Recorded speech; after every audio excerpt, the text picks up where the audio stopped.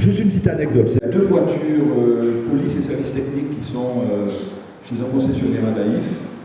Le concessionnaire garde les voitures parce qu'on doit 200 000 € de loyer à ces voitures qu'on n'a pas fait. Et le directeur de la CGSS à qui on envoie un document pour demander est-ce qu'on est à jour des cotisations sociales nous dit je ne peux pas vous fournir le document parce que vous nous devez 600 ou 700 000 € de charges sociales.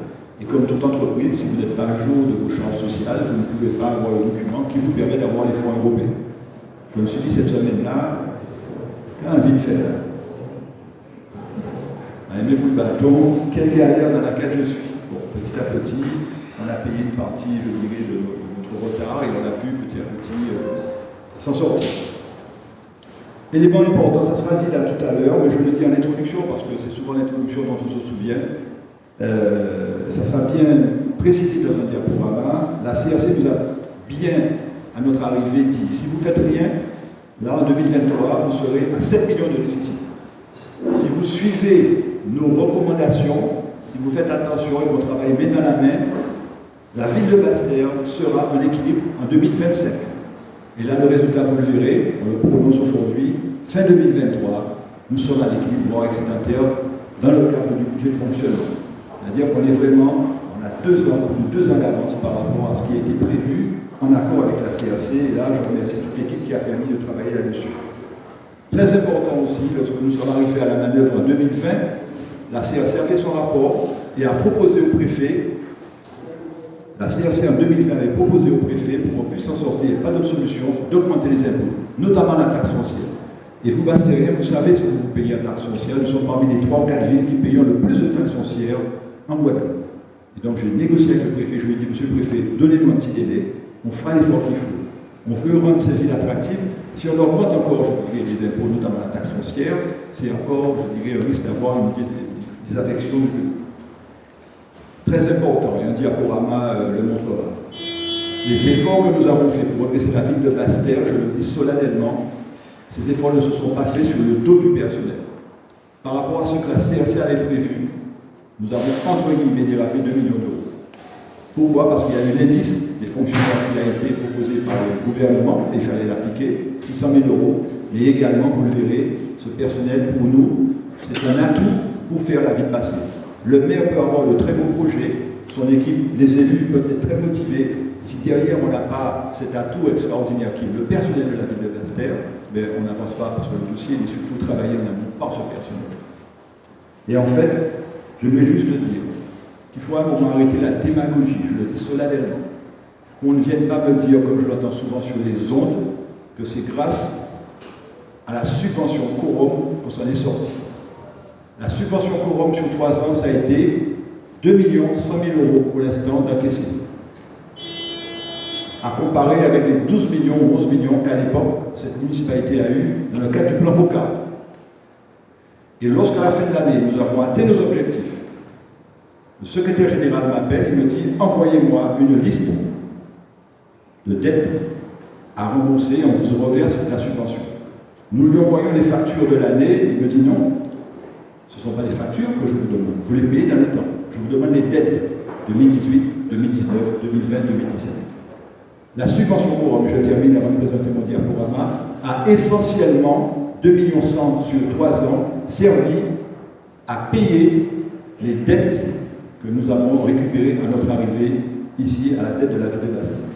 Donc très rapidement, je vous présente ce dossier et puis je crois qu'on a remis à la presse le petit document papier pour permettre de suivre de manière plus efficace ce projet. Oui, Basse-Terre retrouve le sourire ce matin et nous sommes heureux. Nous préférons être dans la situation dans laquelle nous sommes actuellement fin 2023 que celle que nous avions trouvée à notre arrivée en 2020. J'ai eu l'occasion de dire que la Chambre régionale des comptes nous avait dit que si nous ne faisons rien, que nous restons dans le schéma actuel que nous avions récupéré en 2020, nous serions fin 2023 7 millions de déficit. Que si nous suivons les recommandations de la Chambre régionale des comptes, nous travaillons main dans la main, nous serions fin 2025 à l'équilibre. Et là, au jour où je vous parle, fin 2023, nous sommes à l'équilibre. 2 ans en avance par rapport à ce que nous avions convenu avec la CRC. Et je félicite toute l'équipe. Quand je dis l'équipe, ce sont les élus, mais également les agents de la ville qui nous ont permis d'arriver à ce résultat. Alors nous sommes maintenant effectivement en grande sérénité, nous pouvons dans la situation où nous sommes actuellement.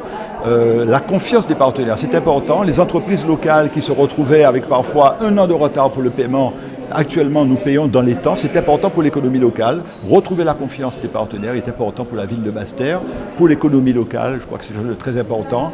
Et j'aimerais juste rajouter quelque chose, qu'on ne vienne pas me dire ici que c'est la subvention Coop qui nous a permis de sortir dans le rouge. C'est 2,7 millions d'euros, 2,1 millions d'euros sur 3 ans. C'est important que je compare avec le plan Cocarde à l'époque de 10 millions d'euros.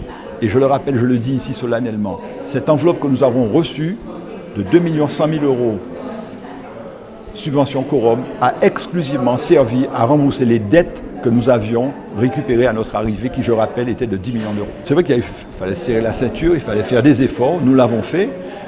Cependant, grâce à notre intelligence, grâce à la qualité des dossiers que nous avons pu mettre en place, nous avons quand même, pendant ces 3 ans, mis en place un certain nombre de dispositifs, inaugurés, Mahatma Gandhi, rue de la République, l'espace France Service, à cause d'un partenariat que nous avons intelligemment mis en place pour obtenir des subventions.